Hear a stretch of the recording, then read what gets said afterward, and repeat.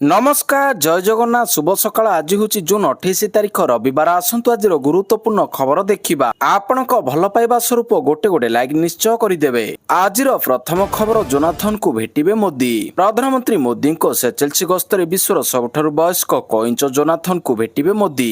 Jonathan को भेटिले मोदी। प्रधानमंत्री नरेंद्र मोदी 3 दिवसीय गस्तरे सेशेल्स रे पहुंची। एठारे से जातीय दिवस स्वर्ण जयंती उत्सव सहित विभिन्न कार्यक्रम में जोग देइछन्ति। भारत और सेचेल्स मध्य कूटनीतिक संपर्क स्थापन 50 वर्ष पूर्ति बा सुवर्ण जयंती अवसर में प्रधानमंत्री को सेचेल्स जातीय दिवस समारोह रे मुख्य अतिथि भाव में निमंत्रण करा जायछि। एई गस्त समय प्रधानमंत्री सेठाकार जातीय बॉटानिकल गार्डन परिदर्शन करबा सह परिवेश संरक्षण वार्ता दे एक वृक्षारोपण मध्य करिवे।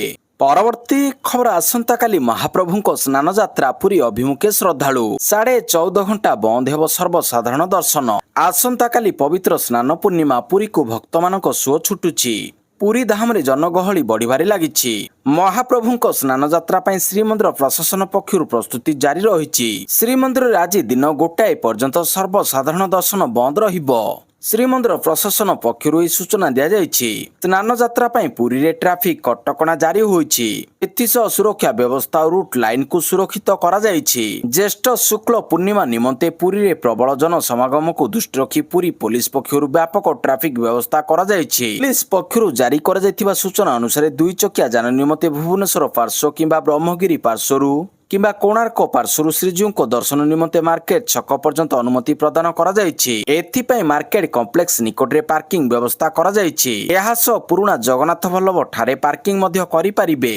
फेरिबा समय पुराना जगन्नाथ वल्लभ रे पार्किंग करथिबा जान नरेंद्र कोण जटिया बाबाजी छक दे फेरिबे। म्युनिसिपालिटी मार्केट कॉम्प्लेक्स रे पार्किंग करथिबा जानगुडी को मेडिकल छक दे फेरिबे। समुद्र कूल को आसुथिबा श्रद्धालु निजर 2 चकिया जानगुडी को वीआईपी रोड दे दिगोबारेणी ठारे पार्किंग करिवे एवं फेरिबा बेले सेही रास्ता दे फेरिबे। परवर्ती खबर महाराष्ट्र रे महिला चाषी को मिलिब स्वतंत्र परिचय। सरकार आनिले ऐतिहासिक बिल। महाराष्ट्र रे महिला चाषी मानक पय एक बड़ खुशी खबर सामना को आसीछि। राज्य कैबिनेट बैठक रे महाराष्ट्र महिला चाषी सशक्तिकरण विधेयक 2026 रो चिठा को मंजूरी मिलिछि। एही ऐतिहासिक बिल माध्यम रे कृषि क्षेत्र रे 81% रु अधिक योगदान देउथिबा महिला मानकु आईनगत भाव रे एक स्वाधीन चाषीर मान्यता प्रदान करा जिवो। बैठक पर मुख्यमंत्री देवेंद्र फडणवीस कहिसंति जे कृषि कार्य महिला अवदान सबुठारु अधिक थिले मध्य सेमानकु पूर्वरु पर्याप्त अधिकार और सठिक परिचय मिलु नथिला। एई बिल सेमानकु निजर अधिकार और सुजोग देबा दिगरे एक बड़ पदक्षेप एवं एहाकु आसंता मौसुमी अधिवेशन रे विधानसभा रे उपस्थापन करा जिवो। परवर्ती खबर पाकिस्तान आतंकवादी प्रेमर पुणी थे पर्दाफा। पाकिस्तान पूर्वतन द्रुत बॉलर शोएब अख्तर संप्रति क्रिकेट पाई नुहे बरं एक अधिक गंभीर तथा विवादीय कारण पाई खबर रे अछंती। निकटरे तांको बड़ भाई साइद अख्तरଙ୍କ मृत्यु होइतिला। तांको अंतिम संस्कार इस्लामाबाद रे अनुष्ठित होइतिला। एई दुखद घटनार फोटो एवं वीडियो सोशल मीडिया रे द्रुत गति रे भाइराल हेबारे लागिछि। एई भाइराल वीडियो गुड़िक शोएब अख्तरଙ୍କ भाईଙ୍କ अंतिम संस्कार खबर को एक प्रमुख अंतर्जातीय एवं राजनीतिक प्रसंग रे परिणत करिछि। भाइराल वीडियो रे निषिद्ध आतंकवादी संगठन लश्कर ए तोयबा एवं पाकिस्तान सेंट्रल मुस्लिम लीग रो अनेक सदस्य देखा जाउछंती। परवर्ती खबर ओडिशा पुलिस को मिलिबो प्रेसिडेंट 3 कलर। जुलाई 5 रे गृहमंत्री अमित शाह प्रदान करिवे सम्मान। ओडिशा पुलिस पई एक गौरवमय मुहूर्त आसीबाकू जाउछि। देशर अन्यतम सर्वोच्च पुलिस सम्मान प्रेसिडेंट कलर रे ओडिशा पुलिस को सम्मानित करा जिवो। आसंता जुलाई 5 तारिख रे भुवनेश्वर स्थित 7म बाटालियन पडिया रे आयोजित एक स्वतंत्र समारोह रे केंद्र गृहमंत्री अमित शाह एई सम्मान प्रदान करिवे। दीर्घ वर्ष धरी आईन श्रृंखला रक्षा अपराध नियंत्रण वामपंथी उग्रवाद मुकाबिला विपर्यय समय जनसेवा एवं साधारण लोकों सुरक्षा क्षेत्र में ओडिशा पुलिस उल्लेखनीय अवदान को स्वीकृति दे एई सम्मान प्रदान करा जाउछि। परवर्ती खबर भारत आसिबे ट्रम्प। भारत गस्तरे आसिबे डोनाल्ड ट्रम्प मजबूत हेबो नुआ दिल्ली वाशिंगटन संपर्क। आसंता वर्ष आरंभ रे से भारत गस्त करिवे। एने यूएस वैदेशिक सचिव मार्को रूबियो सूचना दैछंती जहाँ 2 देश मध्य वाणिज्यिक एवं कूटनीतिक संपर्क को मजबूत करिबो। मार्को कहिसंती ट्रम्प भारत गस्तरे आसी अनेक ऐतिहासिक चुक्तिर रूपरेख चूड़ांत करिवे। एई गस्तरे भारत एवं अमेरिका मध्य बहु प्रतीक्षित ट्रेड डील बा वाणिज्यिक चुक्ति स्वाक्षरित हेबो। भारतर प्रधानमंत्री नरेंद्र मोदी एवं ट्रम्प मध्य उत्तम संपर्क रहिछि। उभयଙ୍କ ବ୍ୟକ୍ତିଗତ ସମ୍ପର୍କ ମଜବୁତ ଅଛି। ଉଭୟ ନେତା ଏକା ଭଳି ଚିନ୍ତା କରନ୍ତି। ନିଜେ ଟ୍ରମ୍ପ ମୋଦିଙ୍କ ବଡ଼ ପ୍ରଶଂସକ ବୋଲି କହିସାରିଛନ୍ତି। ପରବର୍ତ୍ତୀ ଖବର ମହାନଦୀ ବିବାଦର ଘଟିବ ଅନ୍ତ ଟ୍ରିବ୍ୟୁନାଲରେ ରିପୋର୍ଟ ଦାଖଲ କଲେ ବୈଷୟିକ ଟିମ୍। ଜୁଲାଇ 11 ପରେ ପରବର୍ତ୍ତୀ ଶୁଣାଣି। ଖୁବ୍ ଶୀଘ୍ର ମହାନଦୀ ବିବାଦର ଅନ୍ତ ଘଟିବ। ଦୀର୍ଘ ଦିନ ଧରି ମହାନଦୀକୁ ନେଇ ଓଡ଼ିଶା ଏବଂ ଛତିଶଗଡ଼ ମଧ୍ୟରେ ଚାଲିଥିବା କନ୍ଦଳର ସମାଧାନ ହେବ। ଏହା ସହ ଦୁଇ ରାଜ୍ୟ ମଧ୍ୟରେ ସଚିବ ସ୍ତରୀୟ ବୈଠକ ବସିବା ନେଇ ସୂଚନା ଦେଇଛନ୍ତି ଆଡଭୋକେଟ୍ ଜେନେରାଲ ପୀତାମ୍ବର ଆଚାର୍ଯ୍ୟ। ଏବେ ମହାନଦୀ ଜଳ ବିବାଦର ସମାଧାନ ନେଇ ବାଟ ଫିଟୁଛି। ଶନିବାର ଟ୍ରିବ୍ୟୁନାଲରେ ରିପୋର୍ଟ ଦାଖଲ କରିଛନ୍ତି ଯୁଗ୍ମ ବୈଷୟିକ ଟିମ୍। ଆଗାମୀ ଦିନରେ ଓଡ଼ିଶା ଏବଂ ଛତିଶଗଡ଼ ଭିତରେ ସଚିବ ସ୍ତରୀୟ ବୈଠକ ହେବ ବୋଲି ସୂଚନା ମିଳିଛି। ପରବର୍ତ୍ତୀ ଖବର ବଙ୍ଗୋପସାଗରରେ ଆସିପାରେ ଲଘୁଚାପ। ଜୁଲାଇ 1ରୁ ପ୍ରବଳ ବର୍ଷା ନେଇ ଆଲର୍ଟ। 1ରୁ 4 ପ୍ରବଳ ବର୍ଷା, ତାତିରୁ ମିଳିବ ଆଶ୍ୱସ୍ତି। ଆସୁଛି ଘୂର୍ଣ୍ଣିବଳୟ ଲଘୁଚାପ ରୂପ ନେଇ ଭିଜେଇବ ସାରା ଓଡ଼ିଶା। ରାଜ୍ୟରେ ସକ୍ରିୟ ହେଉଥିବା ବେଳେ 1ରୁ 4 ଭିତରେ ରାଜ୍ୟରେ ଭାରୀ ବର୍ଷାର ସମ୍ଭାବନା ଥିବା ନେଇ କହିଛନ୍ତି ପାଣିପାଗ ବିଶେଷଜ୍ଞ। ସେପଟେ ପାଣିପାଗ ବିଭାଗ ଆସନ୍ତା 24 ଘଣ୍ଟାରେ ବର୍ଷା ପାଇଁ ଦେଇଛି ସତର୍କ ସୂଚନା। ଆସୁଛି ଘୂର୍ଣ୍ଣିବଳୟ, ଦିନେ କି 2 ଦିନ ମଧ୍ୟରେ ତାତିରୁ ମିଳିବ ଆଶ୍ୱସ୍ତି। ଆଜି ଆକାଶ ମେଘାଚ୍ଛନ୍ନ ରହିବା ସହ ତାତି ସାମାନ୍ୟ ହ୍ରାସ ପାଇବ ବୋଲି କହିଛନ୍ତି ପାଣିପାଗ ବିଜ୍ଞାନୀ। ଆସନ୍ତା 2 ତାରିଖରୁ ବଙ୍ଗୋପସାଗରରେ ଲଘୁଚାପ କ୍ଷେତ୍ର ସୃଷ୍ଟି ହେବାର ସମ୍ଭାବନା ରହିଛି। ପ୍ରଭାବରେ 1ରୁ 4 ତାରିଖ ମଧ୍ୟରେ ଉପକୂଳ ଓ ଆଭ୍ୟନ୍ତରୀଣ ଜିଲ୍ଲାଗୁଡ଼ିକରେ ପ୍ରବଳ ବର୍ଷାର ସମ୍ଭାବନା ଥିବା କହିଛନ୍ତି ପାଣିପାଗ ବିଶେଷଜ୍ଞ ଶରତ ସାହୁ। ପରବର୍ତ୍ତୀ ଖବର ପେପର ଲିକ୍ ସନ୍ଦେହରେ ରଦ୍ଦ ହେଲା ମହାରାଷ୍ଟ୍ର ଟିଇଟି ପରୀକ୍ଷା। ମହାରାଷ୍ଟ୍ର ରାଜ୍ୟ ପରୀକ୍ଷା ପରିଷଦ ଏମଏସସି ଭିଭିଣ୍ଡିରୁ ପ୍ରଶ୍ନପତ୍ର ଲିକ୍ ହୋଇଥିବା ସନ୍ଦେହରେ ରବିବାର ଅନୁଷ୍ଠିତ ହେବାକୁ ଥିବା ଶିକ୍ଷକ ଯୋଗ୍ୟତା ପରୀକ୍ଷା ଟିଇଟି 2026କୁ ସ୍ଥଗିତ କରିଦେଇଛନ୍ତି। ଏମଏସସି ଦ୍ୱାରା ଜାରି ଏକ ଆଧିକାରିକ ଅଧିସୂଚନା ଅନୁସାରେ ପରିଷଦକୁ ସମ୍ଭାବିତ ଡାଟା ଲିକ୍ ସମ୍ପର୍କରେ ଗୋପନୀୟ ସୂଚନା ମିଳିବା ପରେ ଏହି ନିଷ୍ପତ୍ତି ନିଆଯାଇଛି। ପରବର୍ତ୍ତୀ ଖବର ନିଟ୍ ୟୁଜି ଫି ଫେରସ୍ତ ପାଇଁ ଶେଷ ସୁଯୋଗ। ଜୁନ୍ 30 ସୁଦ୍ଧା କରନ୍ତୁ ଆବେଦନ। ନିଟ୍ ୟୁଜି ପରୀକ୍ଷା ଜୁନ୍ 21ରେ ଅନୁଷ୍ଠିତ ହେବା ପରେ ନ୍ୟାସନାଲ ଟେଷ୍ଟିଂ ଏଜେନ୍ସି ଏନଟିଏ ଏପର୍ଯ୍ୟନ୍ତ ଫି ଫେରସ୍ତ ନେଇନଥିବା ଆବେଦନକାରୀଙ୍କୁ ଏଥିରେ ଏପର୍ଯ୍ୟନ୍ତ ଫି ଫେରସ୍ତ ପାଇଁ ଆବେଦନ କରିନଥିବା ଅଥବା ଯେଉଁମାନେ ଆବେଦନ ପୁରା କରିପାରିନଥିଲେ କିମ୍ବା ନୋ ରିଫଣ୍ଡ ବିକଳ୍ପ ଚୟନ କରିଥିଲେ ସେମାନଙ୍କୁ ପରୀକ୍ଷା ଫି ବାବଦରେ ଦେୟ ଫେରାଇ ଦିଆଯିବ। ଏମାନେ ଜୁନ୍ 30 ତାରିଖରେ ଫି ଫେରସ୍ତ ପାଇଁ ନୂଆ କରି ଆବେଦନ କରିପାରିବେ। ଆବେଦନ ସହ ସମସ୍ତଙ୍କୁ ବ୍ୟାଙ୍କ ବିବରଣୀ ଉପଲବ୍ଧ କରିବାକୁ କୁହାଯାଇଛି। ପରବର୍ତ୍ତୀ ଖବର ଇଭି ଲାଗି କେନ୍ଦ୍ର ସରକାରଙ୍କ ସବସିଡି ସମାପ୍ତ। ଜୁଲାଇ 31 ପରେ ଆଉ ମିଳିବନି ସୁବିଧା। ଇଭି ସବସିଡି ଶେଷ। ଭାରତରେ ଇଲେକ୍ଟ୍ରିକ୍ ବାହନକୁ ପ୍ରୋତ୍ସାହନ ଦେବା ପାଇଁ କେନ୍ଦ୍ର ସରକାରଙ୍କ ଗୁରୁତ୍ୱପୂର୍ଣ୍ଣ ସବସିଡି ସମାପ୍ତ ହେବାକୁ ଯାଉଛି। 31 ଜୁଲାଇ ପରେ ଇଲେକ୍ଟ୍ରିକ୍ ବାଇକ୍ ଓ ସ୍କୁଟର କ୍ରେତାଙ୍କୁ ଆଉ 5,000 ଟଙ୍କାର କେନ୍ଦ୍ରୀୟ ସବସିଡି ମିଳିବ ନାହିଁ। ଏଣୁ ଇଭି କ୍ରୟ ଲାଗି ଲୋକଙ୍କ ବ୍ୟୟ ବଢିବ।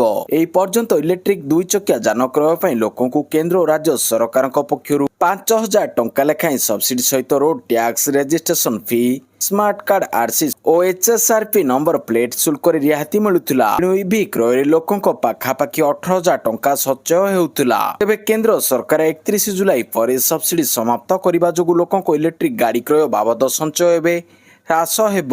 ଏଣୁ ଇଭି କ୍ରୟରେ ଲୋକଙ୍କ ପାଖାପାଖି 18,000 ଟଙ୍କା ସଞ୍ଚୟ ହେଉଥିଲା। ତେବେ କେନ୍ଦ୍ର ସରକାର 31 ଜୁଲାଇ ପରେ ସବସିଡି ସମାପ୍ତ କରିବା ଯୋଗୁଁ ଲୋକଙ୍କର ଇଲେକ୍ଟ୍ରିକ୍ ଗାଡି କ୍ରୟ ବାବଦ ସଞ୍ଚୟ ଏବେ ହ୍ରାସ ହେବ। ଏବେ କେନ୍ଦ୍ରୀୟ ସବସିଡିର ଲାଭ କେବଳ ସେହି ବାହନକୁ ମିଳିବ ଯାହାର ପଞ୍ଜୀକରଣ ଓ ଇ ଭାଉଚର ନିର୍ଦ୍ଧାରିତ ସମୟସୀମା ମଧ୍ୟରେ ଜାରି ହୋଇଥିବ। ପରବର୍ତ୍ତୀ ଖବର ଗୁଇନ୍ଦା ବିଭାଗର ସତର୍କ ସୂଚନା। ମନ୍ଦିର ଏବଂ ରେଳ ଷ୍ଟେସନକୁ ଟାର୍ଗେଟ କରିପାରନ୍ତି ଖାଲିସ୍ତାନୀ ଆତଙ୍କବାଦୀ। ଗୁଇନ୍ଦା ସଂସ୍ଥାଗୁଡ଼ିକ ଆତଙ୍କବାଦୀ ଆକ୍ରମଣ ସତର୍କତା ଜାରି କରିଛନ୍ତି। ସୂତ୍ର ଅନୁସାରେ ଆତଙ୍କବାଦୀମାନେ ଉତ୍ତରାଖଣ୍ଡ ଏବଂ ଦିଲ୍ଲୀରେ ମନ୍ଦିରଗୁଡ଼ିକୁ ଟାର୍ଗେଟ କରିପାରନ୍ତି।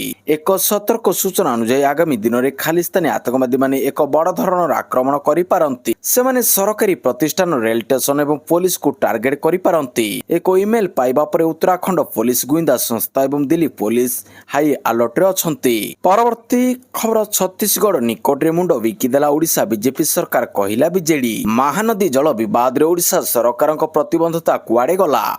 ମହାନଦୀ ଜଳ ବିବାଦ ପ୍ରସଙ୍ଗରେ ଛତିଶଗଡ଼ ଓ କର୍ପୋରେଟ ସଂସ୍ଥାଙ୍କ ସ୍ୱାର୍ଥରେ କାମ କରୁଛି ଓଡ଼ିଶା ବିଜେପି ସରକାର। ଉଭୟ ରାଜ୍ୟର ମୁଖ୍ୟମନ୍ତ୍ରୀଙ୍କ ଅନୁମୋଦନ କ୍ରମେ ଗତ ମାସରେ ଯୁଗ୍ମ ବୈଷୟିକ କମିଟି ଦେଇଥିବା ରିପୋର୍ଟ ଓଡ଼ିଶାର ସ୍ୱାର୍ଥ ବିରୋଧରେ ଯାଉଛି ବୋଲି ବିଜୁ ଜନତା ଦଳ ଅଭିଯୋଗ କରିଛି। ପରବର୍ତ୍ତୀ ଖବର ଡିଜିଟାଲ ସର୍ଭିସ ଟିକଟ ଆଦାୟ କରୁଥିବା ଦେଶଗୁଡ଼ିକୁ ପୁଣି ଧମକାଇଲେ ଟ୍ରମ୍ପ। ଆମେରିକୀୟ ପ୍ରଯୁକ୍ତି କମ୍ପାନୀଙ୍କୁ ଟାର୍ଗେଟ କରି ଡିଜିଟାଲ ସର୍ଭିସ ଟିକସ ଲଗାଉଥିବା ଦେଶଗୁଡ଼ିକୁ ଆମେରିକା ରାଷ୍ଟ୍ରପତି ଡୋନାଲ୍ଡ ଟ୍ରମ୍ପ ଚେତାବନୀ ଦେଇଛନ୍ତି।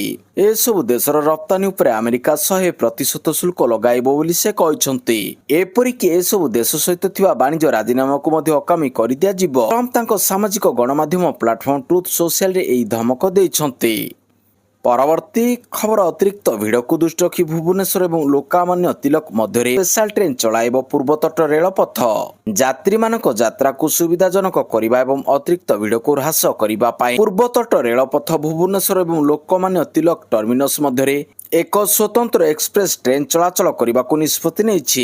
ଏହା କେବଳ ଗୋଟିଏ ପାର୍ଶ୍ୱରୁ ଅର୍ଥାତ୍ ଭୁବନେଶ୍ୱରଠାରୁ ଲୋକମାନ୍ୟ ତିଲକ ଟର୍ମିନସ୍ ମଧ୍ୟରେ ଯାତ୍ରା ସମାପ୍ତ କରିବ।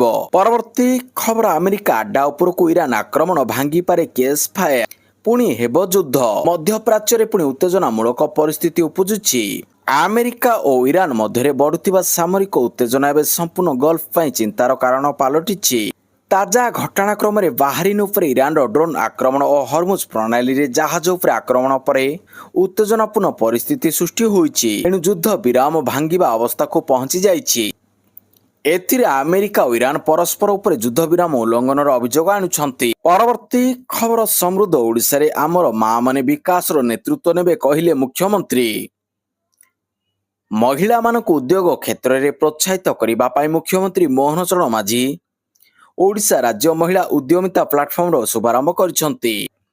ନୀତି ଆୟୋଗର ସହାୟତାରେ ଆରମ୍ଭ ହୋଇଥିବା ଏହି ପ୍ଲାଟଫର୍ମ କେବଳ ଏକ ଅନୁଷ୍ଠାନ ନୁହେଁ, ସ୍ଥାନୀୟ ଲୋକସେବା ଭବନ କନଭେନସନ ସେଣ୍ଟରରେ ଆୟୋଜିତ ଉଦ୍ୟମୀ ଓଡ଼ିଶା ଏମ୍ଏସ୍ଏମ୍ଇ କାର୍ଯ୍ୟକ୍ରମ ତଥା ଆନ୍ତର୍ଜାତୀୟ ଏମ୍ଏସ୍ଏମ୍ଇ ଦିବସ କାର୍ଯ୍ୟକ୍ରମରେ ଯୋଗଦେଇ ମୁଖ୍ୟମନ୍ତ୍ରୀ ଏପରି କହିଛନ୍ତି।